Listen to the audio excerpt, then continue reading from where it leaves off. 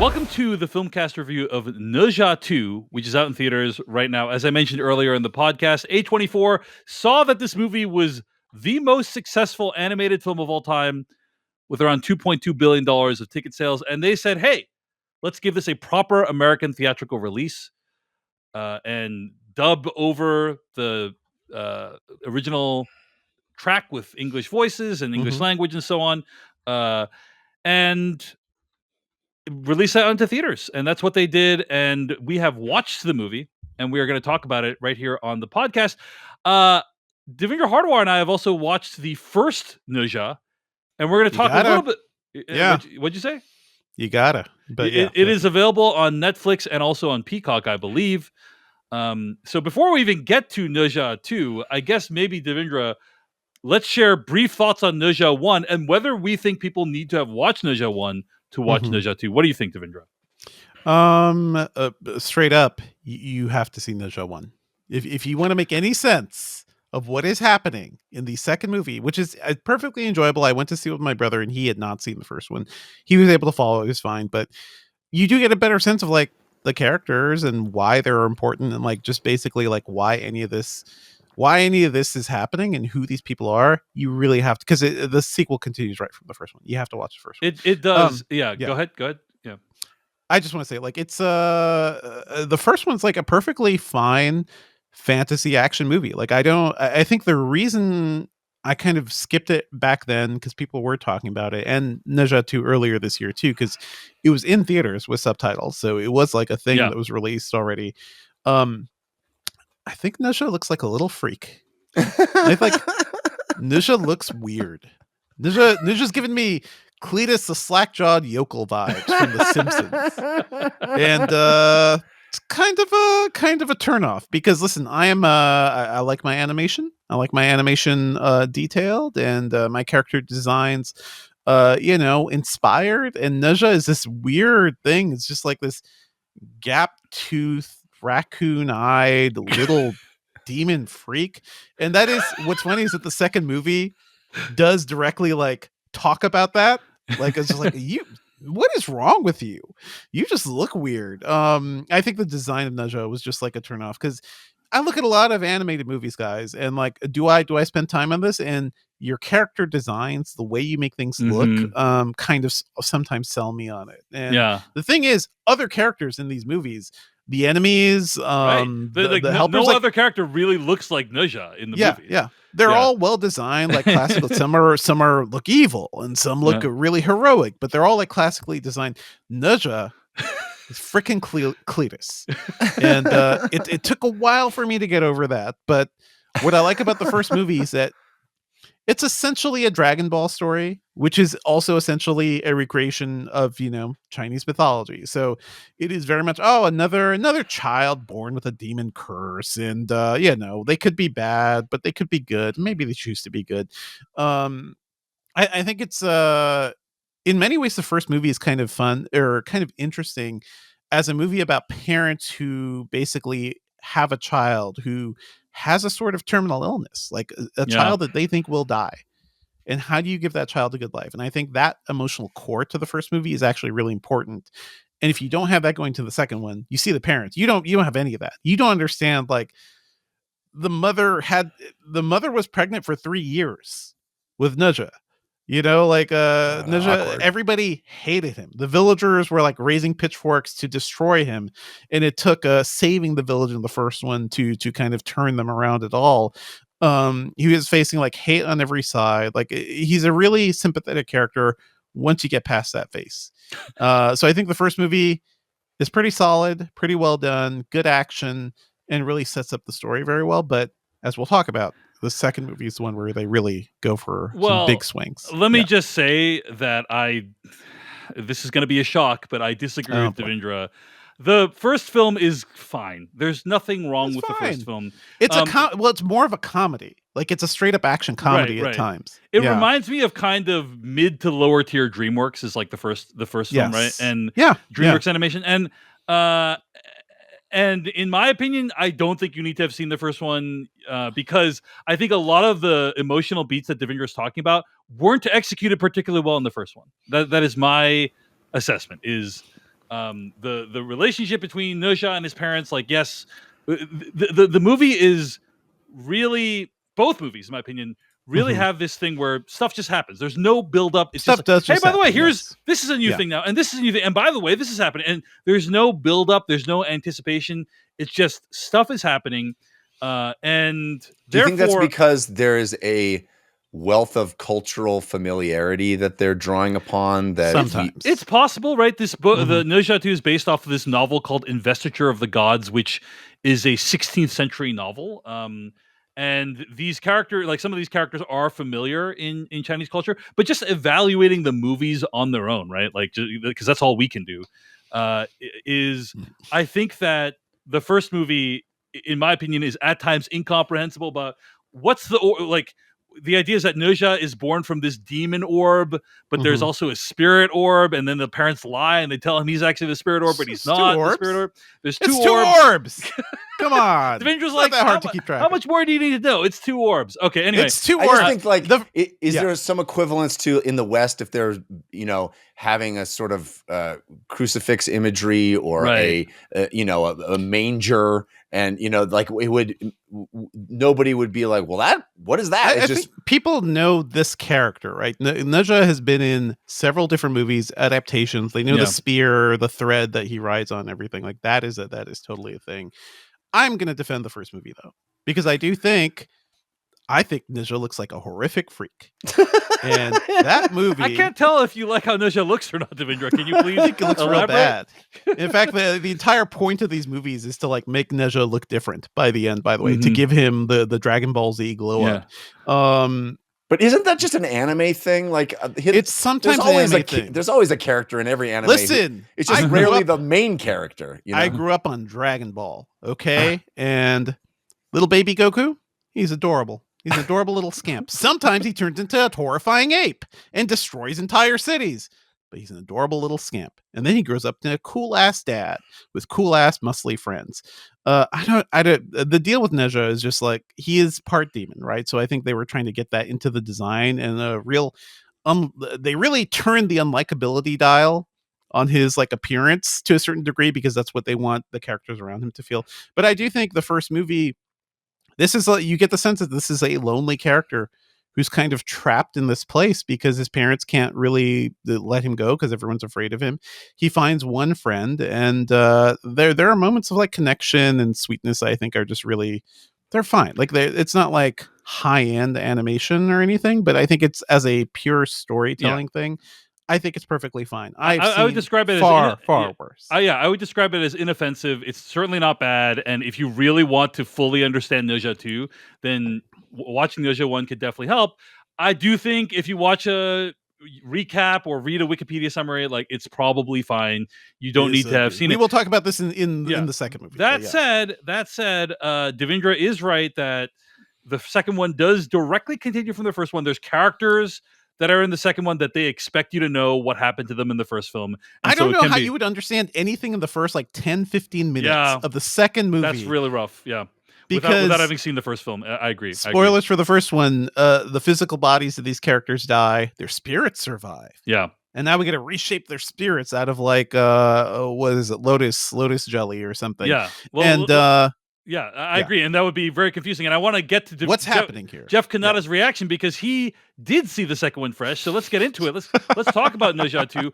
I'm reading the plot summary from IMDb. After a great catastrophe, the souls of Ne Zha and Ao Bing are saved, but their bodies face ruin. To give them new life, Tai Yi Zhenren turns to the mystical 7-colored lotus in a daring bid to rebuild them and change their fate. End quote. That is the plot summary of Ne Zha 2 from IMDb. Jeff Kanata, you did not see Ne Zha 1. Correct. You just went into Ne Zha 2 cold. You probably did you even know anything about it before you went in, right? Like, I knew it was animated. I knew it made a whole ton of money. Yeah. Mm-hmm. So I am so curious, Jeff. What did you think of Ne Zha 2? Well, Dave, I guess you could say what I thought of Ne Zha 2 is best summed up in the form of a limerick. All right, let's hear it. Having not seen the first, I did fail to follow this Chinese folk tale, but the third act kicks in and the action begins. I had to admire the scale. Mm-hmm. Mm-hmm. Nice. a full hour of this movie, I had no goddamn idea what anything that was happening or who was how anything was related to anybody all else. The points of why you got to watch the first one, but yes, I fully agree that I don't know if seeing the first one would have cleared everything up. It may have cleared some of the things up. I think this movie is it's almost completely incoherent for large stretches of it. There are so many characters. That's what I said at the very beginning of this episode, which was I kind of understand if you've never seen a Marvel movie or read a Marvel comic and you had to watch Marvel Endgame or Avengers Endgame, I think you would be disoriented and you had no idea who are these people and what do they mean to each other, and none of it makes any goddamn sense. That was my experience with watching Ne Zha 2. They call back to jokes from the first movie. Yeah, just with no prompting. The first hour is like potty humor and goofballery and just I was sitting there going, oh my God, how much more of this do I have to endure? Like I couldn't believe this is the most popular movie of all time, animated movie, all this stuff. I was just like, this is just a slog, and I'm trying so hard to make any sense of it. And like I said, they're just throwing characters at you, and the movie is just like title card of a character's name, and I'm like, oh, they're important, and then you never see them again. So it must be happens. Yes, correct. So many times. It's like so. Correct, it seems to me it's like if you were here in the West, or I'll keep it with Marvel and say like it would show up like the Hulk, and like I've never heard of who the fucking Hulk is. I don't care, but for some people, the Hulk made a cameo. That's cool for people who love the Hulk. So I kept thinking like I just don't have the sort of cultural backlog of information required to make any of this matter. These are like celestial beings, right? And signs of the zodiac or whatever. I don't know. But then so I'm there just like, oh, I don't even know. I literally was thinking, I don't even know how I'm going to review this. Like I'm not equipped to review this. Like I feel like I made a terrible mistake because I was the one that reason we needed to review this because I could see it early. And for scheduling reasons, we had to change our review. I'm actually super glad we did change our review because we were otherwise gonna review Honey Don't, which apparently was terrible. I want to talk about why Honey Don't is bad, but also yes. Anyway, but I'm sitting there going like, I've made a terrible mistake. I don't even know what I'm going to say. Because of Jeff Kanata, we all three watched this movie. Yes. Yeah. Correct. I'm like, oh God, how do I even review this? There's nothing like and then the second half of the movie starts. And let me tell you, folks, I don't think I've seen a crescendo last as long as this movie's crescendo. Like the climax of this movie starts, and there's still an hour left of this movie, and it stays on 11 for a full hour, and it just keeps getting grander and grander and grander in scale, and it's at a certain point I was like, this movie fucking rules. Like this, I cannot believe what I'm witnessing. Like just the man hours, the human hours that it must have taken to manifest what I'm seeing on screen right now. Like the amount of shit you see at a scale is just, it boggles the mind. And it reminded me of seeing, in whatever year it was, as a young kid, getting a VH copy of Akira and watching that and going like, oh, yeah, this is what animation can do. Like, somebody had to animate all that glass falling. Yeah. Exactly. Yeah. So like, and just how Akira keeps like ramping up the scale of the problem, and things just get bigger and bigger and crazier and wackier and more insane.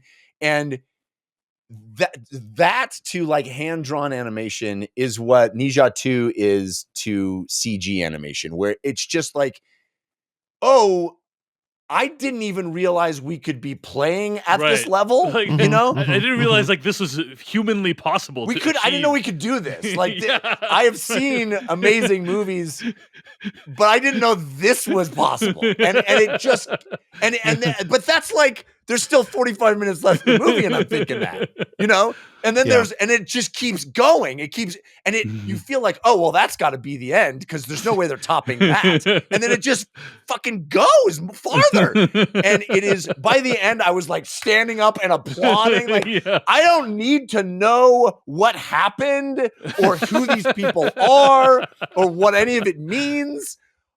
I am just the pure spectacle of it. Like, blew my hair back in such a unprecedented way. It's like staring into the sun. It's like, what the fuck? So I do think this is, I mean, I saw it in IMAX. I'm really mad because we came, this was a press screening. It was the only one I could do because I was leaving for the weekend for, going to be off the grid completely for 5 days. And it was the only screening I could go to. It was an IMAX screening that was supposed to be in 3D, but we got there. They handed us all our glasses, and they're like, "Oh, the 3D is not working, so we're just going to show it in regular IMAX." The 3D looks amazing, by the way. I wish I could have seen it in 3D. I don't like 3D, right? Like every time it's 3D, I resent it. And they handed me, I didn't know I signed up for an IMAX 3D screening. So I walk in, they're like, "Here are the glasses." I'm like, "Oh God, I can't believe I need to do this." Whoops, sorry. "Oh God, I can't believe I do this." And it's literally one of the best 3D theatrical experiences I've ever experienced. It's probably worth watching again, Jeff, if you like it. I mean, I would go again and just come in like 45 minutes into the movie. Yeah. Well, honestly, or if you see the first one and understand what's happening. Well, you guys may disagree with me. I don't think most of the stuff that happens in the early part of the movie is good. I don't think it's fun. I don't think it's interesting. Maybe it's fan service for people who love the first movie. Maybe it's fan service for character work. Like there's a lot of character work there, but you have to know the characters. These people. There's too many of them. Yes. They don't. None of them are fun or interesting to me. Many of them are actively off-putting. Like it is. If only there was a 90-minute way to understand who these characters are, their relationships with each other. Jeff, I'm on board with you. Like I think it does not. Watching the first movie does not greatly enhance your enjoyment of the second movie, in my opinion. And this also, the second movie, Avatar 2 review all over. The problem is like the character arcs are not great. Like Naja 2, first of all, is annoying as shit. Yes, is the most Naja himself, and barely experiences any growth in the movie. Like barely, and he looks like a freak. Barely has a character arc in the movie. So characters enter and leave for no apparent reason. People are breezing in and out of the film at all times. Like it's in my opinion worse than a Marvel film because like at least they confine that to like post credits or like some small percentage of the film. Like it's throughout this whole film. This movie invents family members for characters that were never mentioned in the first one, by the way. Oh yeah, never mentioned. So it's just wild how it retcons. Like the bad guy's brother, right? Like shows up. Bad guy's brother and whole family. Go ahead. I also, there's. I don't want to spoil anything. We'll get to spoilers. Not that I don't think you could spoil anything for me, but there is also a sort of a betrayal that happens that like is not seeded, comes out of absolute nowhere. And it ends up being awesome, but like all of it is, it just, I don't feel like I'm missing something. It just feels like it's kind of poorly executed on a plot level. A lot of it's just super clunky. I would agree. I would agree. Okay. So the one thing I'll say before we get to Devindra's thoughts is I, David Chen, disagree with Jeff's assessment of the first half of the film. Freaking for 15 minutes into this movie, right? Is I think roughly when the first battle sequence happens. And there are concepts in this movie that are so mind-blowing. And one of them is this idea of this device called like a sky piercer, where there's this dragon claw that can like pierce the sky and then stuff comes out of it from a different dimension. And it looks so freaking cool, man. And like the way they set it up, by the way, like it's perfect because the dragon's like, hey, my scale does this. My claw does this. And then he's like, oh, your claw does that? I have a chain whip. Okay.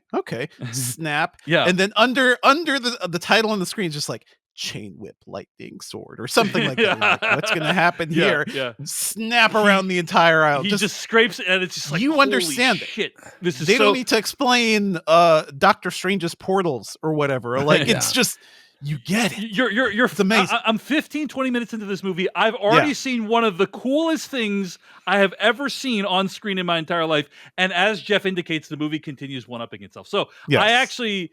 Where I disagree with Jeff is I don't think the first hour is a way. Maybe the first 15 minutes are bad. Even that action sequence, I agree. The visuals were cool, astonishing. It was not cool enough then at that point for me to get over the fact that I had no goddamn idea. Well, sure, you're grasping who the dragons for air. are. Who's the dude with the sword? You're How does it relate to anybody? Yeah. At that point, I was so bewildered and just and the sort of the logistics of that battle don't make any sense. Yeah.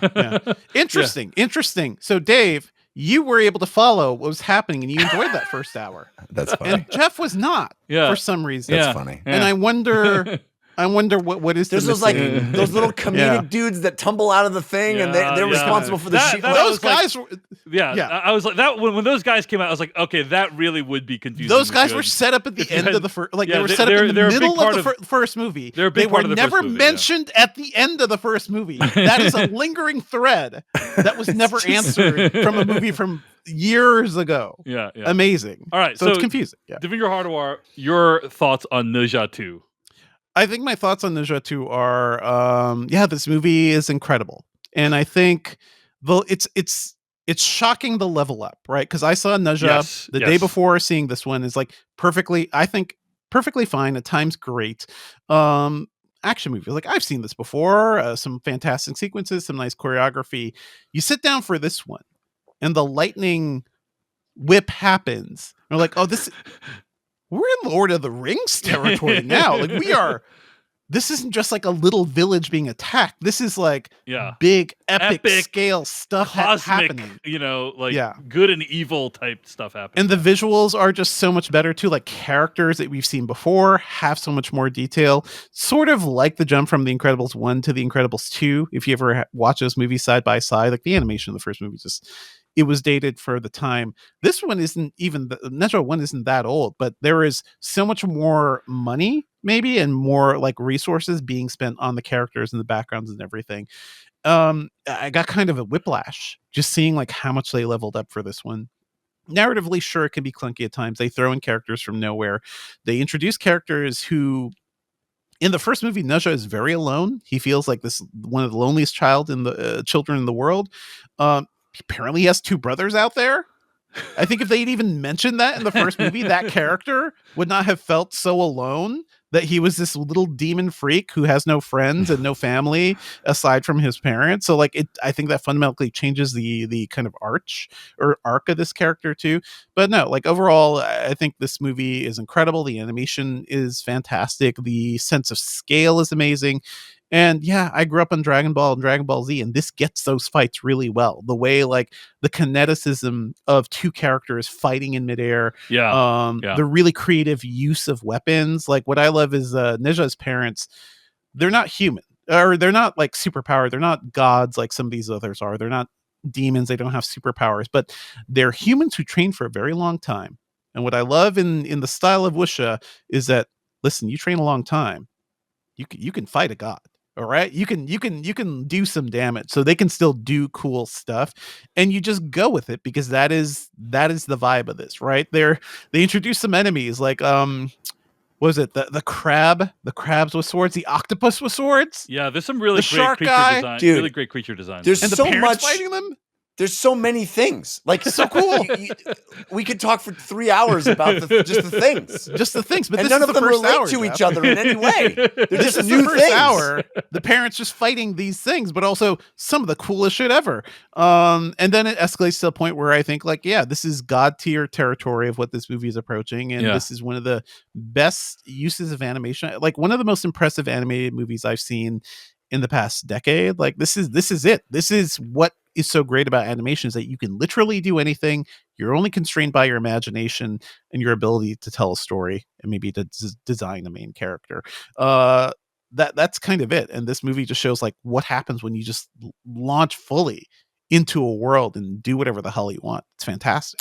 Well, the thing I was reminded of, I don't know if you guys had this experience, but I love the Olympics and I love the opening and closing ceremonies. Yes. And if you recall, like, you watched many of them, and the year that Beijing Zhang had, Yimou. Yes, Zhang Yimou. Zhang Yimou Yes. directed the 2008 Beijing Olympic opening ceremony. Yes. So you sit down, I think, okay, I'm gonna watch the opening ceremony. And then you watch like 500 Chinese drummers in perfect synchronicity doing this, and you realize like, oh, I have never seen what just throwing bodies at a problem, just having an infinite resource of human power to throw at something can result in. Like, I just didn't realize that when you just scale up the number of humans that we're using to do this, you can get an extraordinary result. And that is what the feeling of watching Ne Zha 2 is just like, oh, if there's no restriction on the human hours and labor that you can apply to something, look what you can create. I mean, there is a dark side to it, right? Like, of course, there's a dark side. China adopts this working system called 996. Are you familiar with it? Yes. Not China. Like certain companies in China. The idea is that you work from 9 a.m. to 9 p.m. 6 days a week, right? Yeah. That seems healthy. Yeah, and honestly, it feels like that's what was needed to bring this movie in. I think it cost around $80 to $90 million. Right, so it's like they said 80 million is the budget, 2.2 billion is what it made. Right. So it's like, I think there was some 996 going on to make this movie for $80 million. Yeah. But anyway, the one before we get to spoilers, I do want to ask you guys if you think this movie is appropriate for kids, because in my opinion, not really. There's some really scary, upsetting stuff in this movie. I would say this is like a PG-13 for me. Depends on the kid. What I would say. Yeah, depends on the kid. But yeah, what do you guys think? Because there's some like nuclear war imagery in this movie, right? Like there's They some don't like know what that is. Oh yeah. I there's body is fried up. Mass death imagery. The mass death. There's a scene of just like scorched bodies. That is kind of scary. Characters, by the way, just happily playing happy, fun children from the first movie. Hits a little different. It's a little different once you know who they are. Yeah. The other takeaway I wanted to quickly mention is as this movie was fully actualizing, I realized so the book club that I do, that I have been doing for 2 years, and we're getting to the end. We're just finishing up the 9th book of this 10-book epic fantasy series called the Malazan Book of the Fallen. Widely regarded as one of the greatest fantasy series of all time. I think it is the greatest fantasy series ever written, and that includes Lord of the Rings. I think it is one of the greatest works of fiction ever. And I haven't even finished the last book, which everyone says is the best one. But it is incredibly complex. It takes place over thousands of years with dozens of different races and mythologies, and it is gods and people, and it is incredible. And for the first time, I was like, "Oh, we could make a movie of this." For the longest time, I was like, "Oh, there's no way this would be filmable." And then I saw Ne Zha 2, and I went, "You could make the Malazan Book of the Fallen," because I just watched it. I just watched something on a similar scale and complexity level, and this movie kind of changes the perception of what you think could be done, right? You know, right. This doesn't quite capture the scale of what Jeff is talking about, but it reminds me the difference between Ne Zha 1 and 2 is like the difference between Terminator 1 and Terminator 2. Where like Terminator 1 is like, oh, that's that's very respectable, that's like solid, and Terminator 2 is groundbreaking. People will refer to that movie decades from now as having changed cinema history in terms of pushing the medium forward. And that's what I think Ne Zha 2 does in terms of showing you what's possible. Yeah. All right, we have a little bit of time for spoilers. Let's do it. Spoilers for Ne Zha 2 starting right now. I think the betrayal you were talking about is the old dude at the end. Yeah, turns the out baby, to be the evil. cherub man. Yes, yes, which I think just completely comes out of nowhere. But at that point, I didn't care. It doesn't really come out of nowhere though, because like every lesson, Ne Zha's like, "What?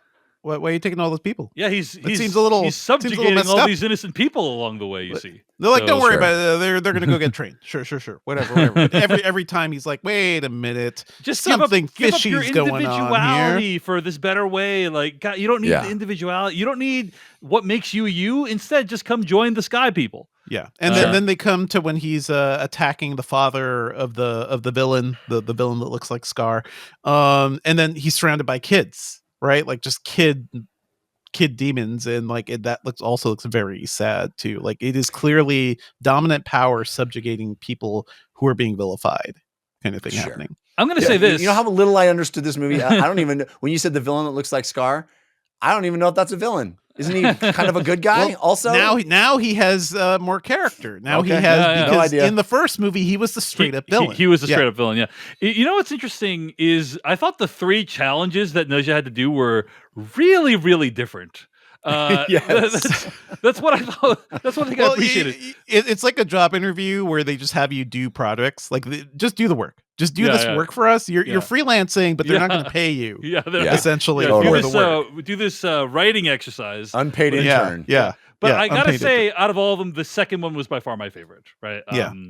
Where with all on the bamboo stalks and like awesome, but again, a whole shit ton of characters that I'm just like. By the way, none of those characters are from the first film either. Like that's all new. The father character and the son, and none of those characters are in the first film. And the little kid that can turn into a animal, but so they're animal demons who can turn into look like people occasionally. Sure, of course it is. Set up in the first movie. It's 90. Jeff, how long? How many books have you read from that series? How long did that take? I'm not saying I'm unwilling to watch it. I'm saying I just didn't watch it before. No, I agree. I hear. And I just at that point, but we're fighting on the bamboo, and I'm just like, I'm in. It's cool. Dude, guy with multiple arms shooting multiple bows and arrows. Oh my gosh, yeah, so cool. Sick as shit. Just crazy cool. It's some true like video game ass shit happening too at that point. Yeah. So it's like it's everything we love, and it makes me wish like we'd see a Dragon Ball Z movie at this scale. But I want Dragon Ball to be 2D forever, so I don't know. But there's just like so much artry in the movie. Yes. Like for instance, when I remember this shot of the is it Long Palace at the end where it like kind of opens like the Red Sea, right? And it starts with a shot of fish in the water. I don't know if you guys remember that. There's a shot of these fish. And then all of a sudden, like all the fish start swimming towards the camera. It's like holy, and it's because like the water is like separating it, and some fish die. They like animated some fish just like straight up like not surviving that. And the 3D effects through all those sequences, by the way, fantastic. Very cool. It was really good to have this some depth. Gigantic golden orb comes, and it's just like the scale of it. It's like a city-sized orb that just encompasses these people, which, by the way, like seem like the inhabitants of hell in that thing. And just the idea of like having this visualization of the underworld was just so vivid. Like, I mean, there's so many things. That thing where it pans down that column and it's just all ghoulish faces that are being like there's like 50 different images where I'm like, that is I've never seen that. The hordes of immortals that are stacked like freaking cubes in the sky, just waiting to fight. And then of course they're all unleashed, and we're watching the craziest fight I've ever seen in my entire life on a scale that's insane. The battle with the baby man turning into the giant baby man. Gotta love it. Insanity. It's all I enjoy insanity. the idea of somebody listening to this review having not seen Ne Zha 2 and just like not understanding what the hell is happening. The part where Ne Zha goes Super Saiyan and he's got the shard stuck in his body, and then he just tears his own body apart into shreds. Incredible. Insane. Insane. I was like, what the hell am I even watching right now? And then I love that after literally the most epic battle sequence you've ever seen animated in your life, they have a little fun little MCU stinger where they beat up on the old guy. They punched the old guy in the face a bunch of times. But I also love how the movie is like, is there going to be an end credit sequence? Let's find out. Let's find out. Yeah. Good stuff. Good stuff. I mean, the end of this movie, the like protracted, there's a number of moments where I was like, well, that's got to be the end. And then, I mean, that is before we even get the betrayal of the baby man. Right. Like there's a crescendo fight that is so insanely cool. And then we get the betrayal of the baby man. I'm like, what? Because he super science before that, and they go to hell and they have to break out of hell. And I'm like, oh, that all is going to be, that's got to be the climax of the movie.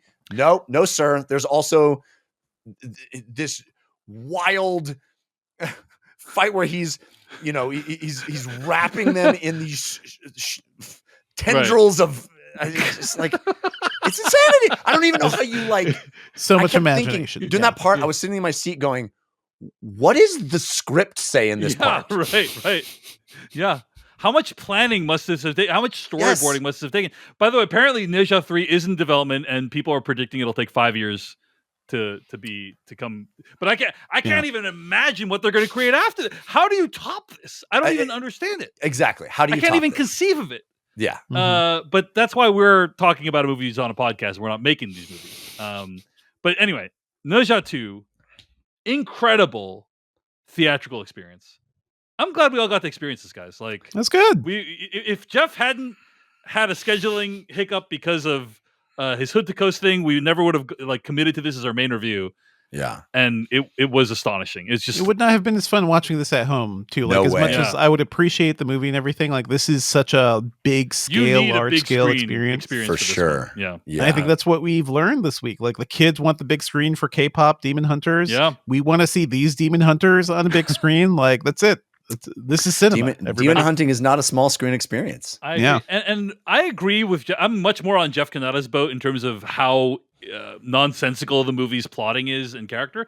But despite all of that, despite how, in my opinion, terribly the story is told in this film, I still got emotional at the end. Oh, really? When she's saying goodbye to his mom. Right. And they play some scenes from the first film. Those are scenes from the first film. And and it's like, oh man, I did get a little emotional. That was kind of moving. So, hey, even though I do think the storyline is all over the place, at the end of the day, not even just the spectacle, but some of the emotion worked. That's a sign of a great film, in my opinion. So I rarely have I turned so abruptly on. Usually if I'm not having a good time that long in a movie, there's no coming out of it. But I've never like changed my tune more 180 degrees on a movie than this one.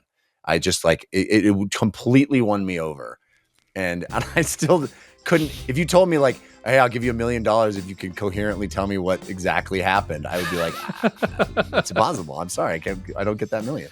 But I loved it. At the end of the day, it is really impressive that filmmaker Jiaozi made a movie. Thank you so much for watching this video of the Filmcast. Check out these other videos that we have available, and be sure to hit like, subscribe, and hit that bell icon to get other videos from us in the future. You can also go to thefilmcast.com to catch all of our audio podcast versions of all of our episodes. And support this podcast at patreon.com/filmpodcast, where you can sign up for ad-free episodes and exclusive After Darks. Thanks so much to everyone who makes the Filmcast possible.